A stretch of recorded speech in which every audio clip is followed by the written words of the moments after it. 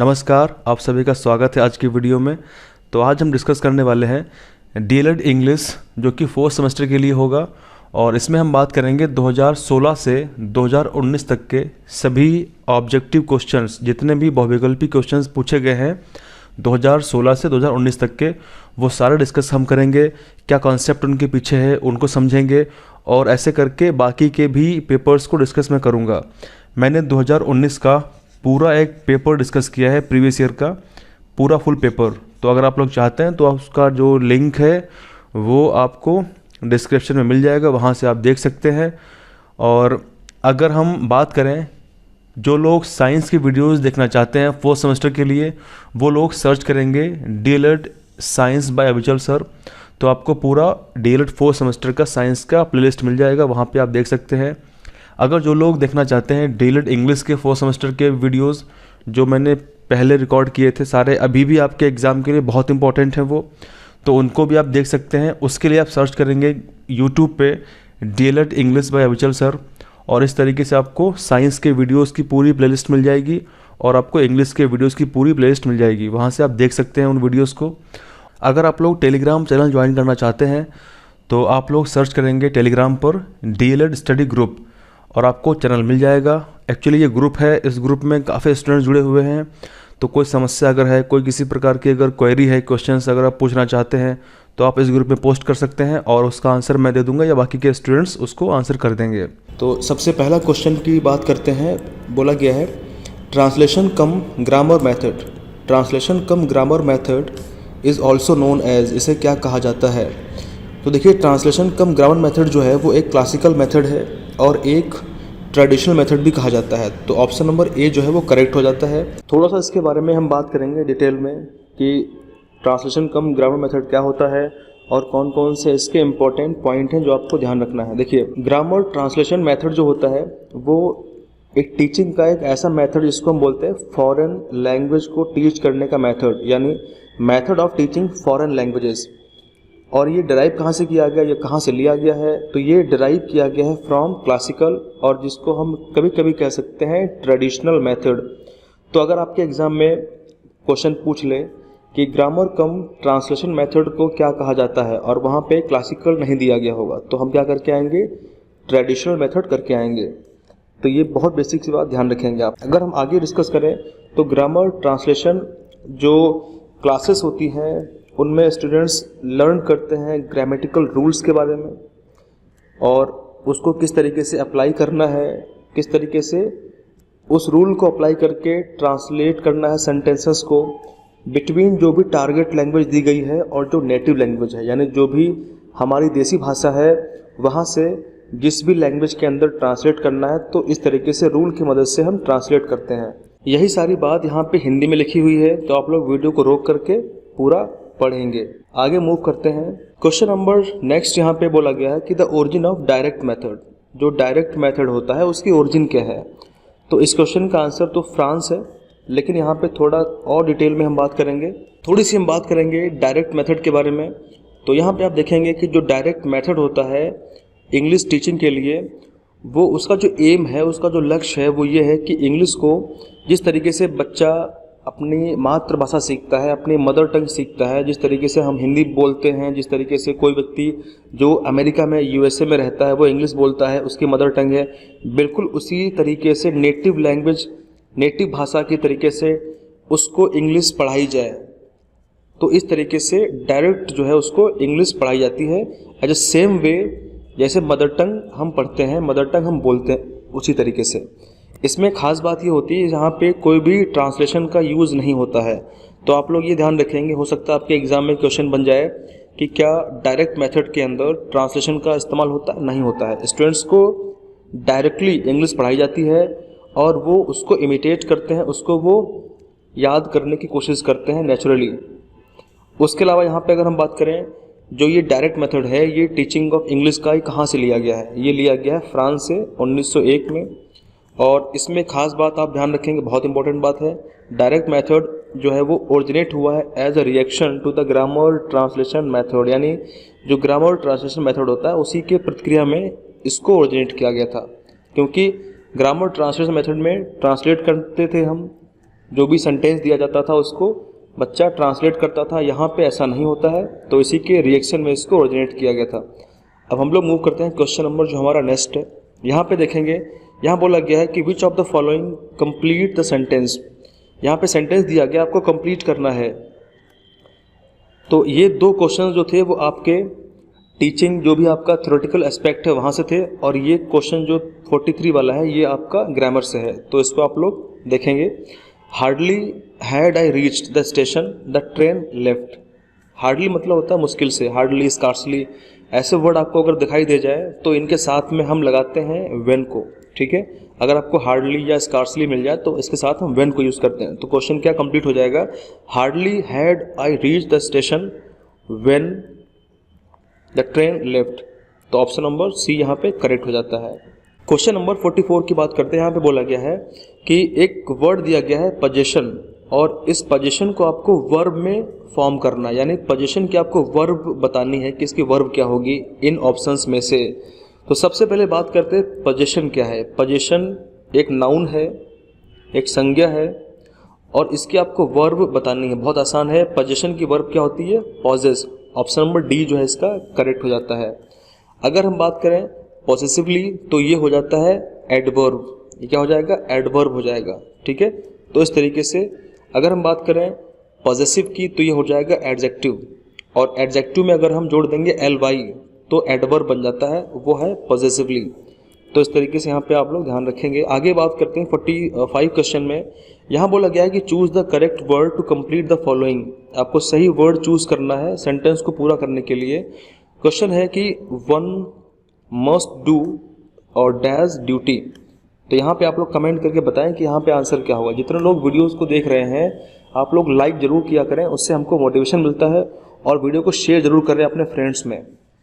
कुछ बहुत बिजी होने की वजह से मैं कॉन्टिन्यूस वीडियोस नहीं दे पा रहा हूँ, लेकिन मैं कोशिश करूँगा कि मैं कुछ वीडियोस आपको दे दूँ ताकि आपकी प्रैक्टिस होती रहे। तो यहाँ पे आप ध्यान देंगे, अगर यहाँ पे वन की जगह पे लिखा होता ही, तो सेंटेंस में हम किस तरीके से कंप्लीट करते हैं। तो यहाँ पे हम बोलते हैं कि ही मस्ट डू, और ही के साथ में हम यूज़ करते हिज। अगर यहाँ पे लिखा होता ही की जगह पे शी, तो हम यहाँ पे क्या यूज़ करते, सी मस्ट डू, तो यहाँ पे यूज़ करते हैं हम हर। उसी प्रकार यहाँ पे लिखा हुआ है वन, तो हम क्या बोलेंगे, one must do once duty. तो इस तरीके से यहाँ पे वंस का यूज़ किया जाएगा। आई होप आप समझ गए होंगे। अगला बात करते हैं क्वेश्चन 46 की। यहाँ पे बात करी गई है कि द सब्स्टिट्यूशन टेबल मेथड जो है वो किसके द्वारा अडॉप्ट किया गया। तो इस क्वेश्चन का आंसर है H.E. पाल्मर।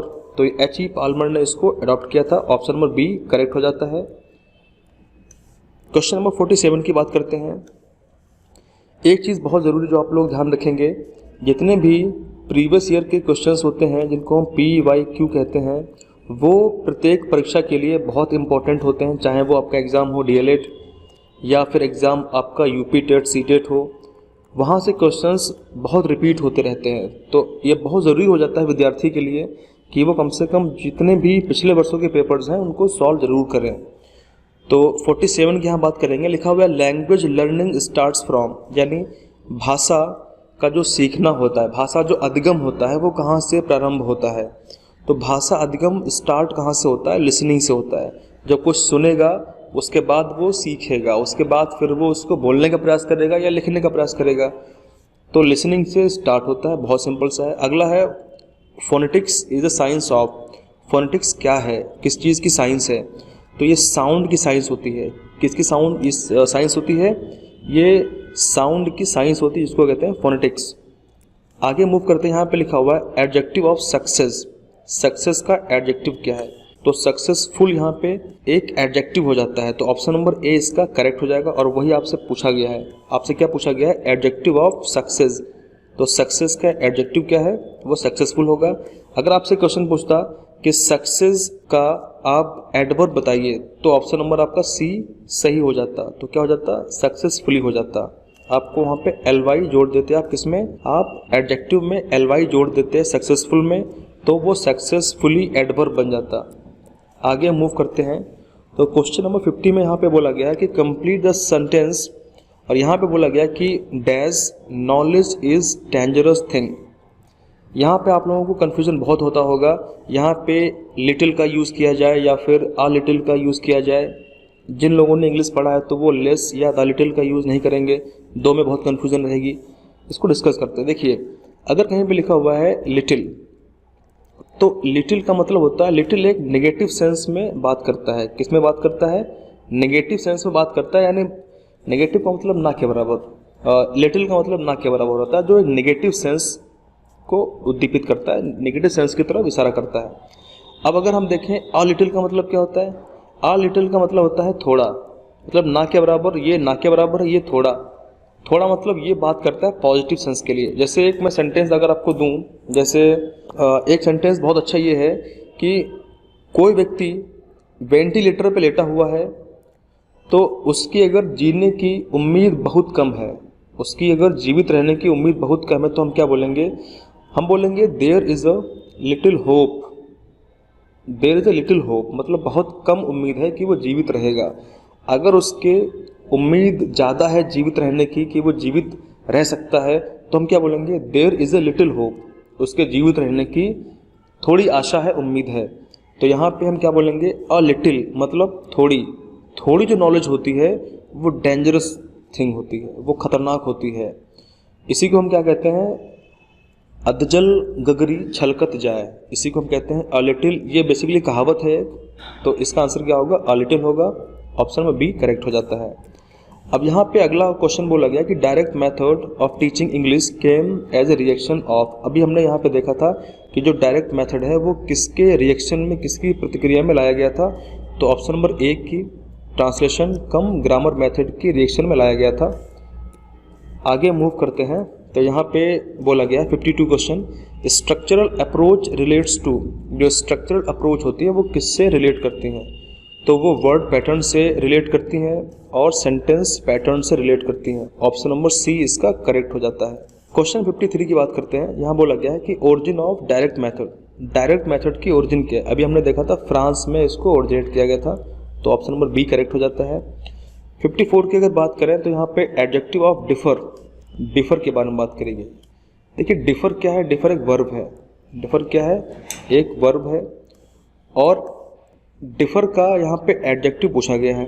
डिफरेंस की अगर हम बात करें तो डिफरेंस एक नाउन है। डिफरेंस क्या है? नाउन है।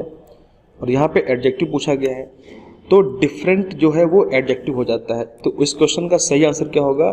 डिफर एक वर्ब है जिसका डिफरेंस नाउन है और डिफरेंट क्या है? एडजेक्टिव है। अगर हम एडजेक्टिव में एल वाई जोड़ देंगे तो हो जाएगा डिफरेंटली, जो कि एडवर्ब हो जाएगा। तो इस तरीके से हम ध्यान रखेंगे। आगे मूव करते हैं। 56 क्वेश्चन बोला गया है it is important for teaching English as a foreign और सेकेंड लैंग्वेज। तो इसका आंसर आप बताइए कमेंट में क्या होगा कि ये महत्वपूर्ण है कि इंग्लिश को एज ए फॉरेन लैंग्वेज या फिर सेकेंड लैंग्वेज के जैसे पढ़ाया जाए, टीच किया जाए, तो उससे क्या चीज़ का फ़ायदा होगा? किस चीज़ की अप्रोच करेगा? किस चीज़ की बात कर रहा है? तो इसका ऑप्शन नंबर बी करेक्ट हो जाएगा। To maintain on interactive and communicative approach, यानी इंटरेक्टिव और कम्युनिकेटिव अप्रोच बनाने के लिए इसको यूज़ किया जाएगा। अगला 57 है। यहाँ बोला है linguistic is a study of. Linguistic किसकी स्टडी है? लिंग्विस्टिक जो है वो एक ह्यूमन लैंग्वेज की स्टडी होती है। ठीक है, ह्यूमन लैंग्वेज की study. Option number B correct हो जाएगा। क्वेश्चन नंबर 58 की बात करते हैं। बोला गया कि which is a receptive cell. कौन सी? रिसेप्टिव। रिसेप्टिव का मतलब होता है सुनने वाली। एक होता है प्रोडक्टिव। प्रोडक्टिव मतलब होता है जो प्रोड्यूस की जाती हैं, जो उत्पन्न की जाती हैं। तो इसमें से रिसेप्टिव सेल कौन कौन सी हैं? सुनने वाली। तो देखियो यहाँ पे सबसे इम्पोर्टेंट बात आप ध्यान रखेंगे कि जो लिसनिंग कैसी है? एक रिसेप्टिव है। और रीडिंग भी कैसी है? एक रिसेप्टिव है। इतना आप ध्यान रखेंगे। ठीक है, इसमें कोई चीज़ प्रोड्यूस नहीं की जा रही है। लेकिन अगर हम बात करेंगे प्रोडक्टिव के बारे में, जिसमें प्रोड्यूस होता है, किसी चीज़ को हम उत्पन्न करते हैं, उत्पादन करते हैं किसी चीज़ का, तो वहाँ पे क्या होगा? राइटिंग और स्पीकिंग। राइटिंग स्पीकिंग क्या है? ये प्रोडक्टिव स्किल्स होती है। नेक्स्ट क्वेश्चन की बात करते हैं। इसमें बोला गया है कि कवर्ड एक वर्ड है जिसका आपको एडवर्ब बताना है। तो अभी हमने देखा था कि कवर्ड में अगर हम जोड़ देंगे एल वाई तो हो जाएगा कवर्डली, और कवर्डली ही इसका correct answer. Option number B is correct. Covert का मतलब होता है कायर, इसका मतलब कायर होता है। तो आप लोगों से मैं क्वेश्चन पूछ रहा हूँ, जो लोग वीडियो को देख रहे हैं, कवर्ड का आपको 2 एंटोनिम्स बतानी है और कवर्ड का आपको 2 बताने हैं सिनोनिम्स। तो आप लोग वीडियो में कमेंट करके बताएंगे कवर्ड के 2 एंटोनिम्स और कवर्ड के 2 सिनोनिम्स आपको बताने हैं। उसके बाद 60 की बात करें तो यहाँ पे बून के बारे में बोला कि बून का एंटोनिम क्या है। बून का एंटोनिम क्या है, तो देखिए बून का मतलब होता है वरदान। बून का मतलब वरदान होता है। तो बहुत फेमस जो है वो बेन है, ठीक है। हम लोग कहते भी हम बून, बेन, वरदान और अभिशाप, लेकिन यहाँ पे बेन नहीं दिया गया है। तो यहाँ पे क्या हो जाएगा, कर्ज हो जाएगा। क्या हो जाएगा, कर्ज।